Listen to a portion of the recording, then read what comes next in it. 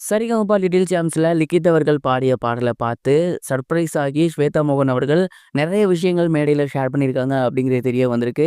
என்ன நடந்திருக்கு அப்படிங்கிறது தான் இந்த ஒரு வீடியோல நம்ம பார்க்க போறோம். சரிகமபா நிகழ்ச்சி ரொம்பவே சூப்பரா கோலாகலமா ஸ்டார்ட் ஆகியிருக்கு. அதுலயும் எந்த முறையும் இல்லாத அளவுக்கு இந்த தடவ 25 கண்டஸ்டன்ட்ட எழுதியிருக்காங்க. மேலும் 2 டீமா பிரிக்க போறாங்க. ஜட்ஜஸ் எல்லாருமே போட்டி போட்டு போய்க்கிட்டு கண்டஸ்டன்ட்ஸ அவங்கவங்க டீம் பக்கம் இழுத்து வந்துட்டு இருக்காங்க. அந்த வகையில ஸ்வேதா மோகன் அவர்கள் லிகித் அவர்கள ரொம்பவே கஷ்டப்பட்டு அவங்க டீம் சைடு எடுத்திருக்காங்க. இன்ட்ரோடக்ஷன் ரவுண்டான இந்த ஒரு ரவுண்ட்ல லிகித் அவர்கள் ரொம்பவே சூப்பரான ஒரு பெர்ஃபார்மன்ஸ் கொடுத்திருக்காரு. குறிப்பா ரொம்பவே ஈஸியான பாடல்கள்லாம் எடுத்து பாடாம, ரொம்ப கஷ்டமான ஒரு பாடல் எடுத்து அவரு பாடியிருந்திருக்காரு. அதையும் ரொம்ப அசால்ட்டா பாடியிருந்திருக்காரு. பாட்டோட பல்லவிக்கு போகும்போதே அங்க இருந்த ஸ்வேதா மோகன் அவர்கள் ஓடி போயிட்டு அவங்களோட டீமுக்கு லிகித் அவர்கள செலக்ட் பண்ணிட்டாங்க. லிகித் அவர்கள் பாடி முடிச்சதுக்கப்புறம் ஸ்வேதா மோகன் சர்ப்ரைஸ் ஆயிட்டாங்க அப்படின்னு தான் சொல்லணும்.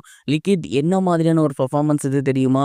உண்மையிலேயே உங்ககிட்டேருந்து இப்படி ஒரு பெர்ஃபார்மன்ஸ நான் கொஞ்சம் கூட எதிர்பார்க்கவே கிடையாது. அடி தூள் கிளப்பிட்டீங்க. இந்த பாடல் ரொம்ப கஷ்டமான பாடல். ஆனா நீங்க ரொம்ப சரளமா, ஈஸியா பாடுறீங்க.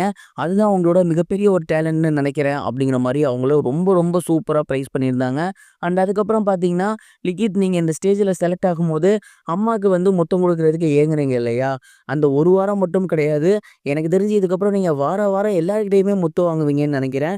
அந்த அளவுக்கான ஒரு பெர்ஃபார்மன்ஸ் தான் இந்த ஒரு பெர்ஃபார்மன்ஸ். இதே மாதிரியான ஒரு பெர்ஃபார்மன்ஸ இதுக்கப்புறம் நீங்க தொடர்ந்து குடுக்கணும் அப்படின்னு சொல்லி ஸ்வேதா மோகன் அவர்கள் லிகித்த பார்த்து ரொம்பவே சூப்பரா இந்த ஒரு வேர்ட்ஸ குடுத்திருக்காரு. அண்ட் இந்த வேர்ட்ஸ் எல்லாம் ஸ்வேதா மோகன் அவர்கள் சொல்லும்போது, லிகித் அவர்களோட அம்மா ரொம்பவே எமோஷனல் ஆகிட்டாங்க.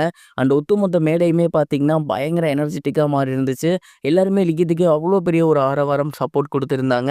கண்டிப்பா இந்த சீசன்ல லிகித் அவர்கள் ஒன் ஆஃப் த ஸ்ட்ராங்கஸ்ட் கண்டஸ்டன்ட்டா வருவாருன்னு நெனைக்கிறேன். சீனியர்ஸ்ல கூட இவ்வளோ சூப்பரா பாடுறவங்கலாம் இல்ல. ஜூனியர்ஸ் பயங்கர டஃப்பா போகும்னு நான் எதிர்பார்க்குறேன். நீங்க இத பத்தி என்ன நெனைக்கிறீங்க? மறக்காம கமெண்ட் பாக்ஸ்ல ஷேர் பண்ணுங்க. இது ஒரு புறம் இருக்க, நடிகர் கமலஹாசன் அவர்கள் ரீசென்ட்டா ஒரு இன்டர்வியூல இத்தன வருஷம் சினிமால இருந்தும் நான் இத பண்ணலையே அப்படிங்கிற வருத்தம் எனக்கு இருக்கு அப்படின்னு சொல்லியிருந்தது சோசியல் மீடியால ரொம்பவே வைரலா போய்க்கிட்டு இருக்கு. ஐசரி கணேஷ் அவர்கள் ரீசென்ட்டா ஃபிலிம் சிட்டி ஒண்ணு ஓப்பன் பண்ணியிருந்தாரு. அதோட திறப்பு விழாவிற்கு நடிகர் கமலஹாசனை இன்வைட் பண்ணியிருந்தாரு.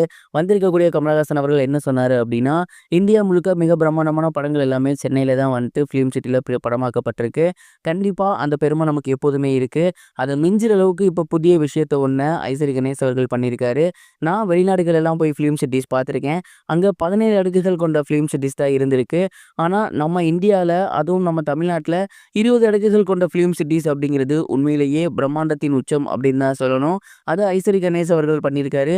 இத்தன வருஷமா நான் சினிமால இருக்கேன். எனக்கு கூட இப்படி ஒரு விஷயத்த பண்ணணும்னு தோணல. நான் பண்ணல பாருங்க. இது எனக்கு ரொம்ப வருத்தம் அளிக்குது. பட் நம்மள்ல ஒருவர் பண்ணியிருக்குது எனக்கு சந்தோஷமா இருக்கு அப்படின்னு சொல்லியிருந்தாரு. இது இப்போ சோசியல் மீடியால ரொம்பவே வைரலா போய்க்கிட்டு இருக்கு.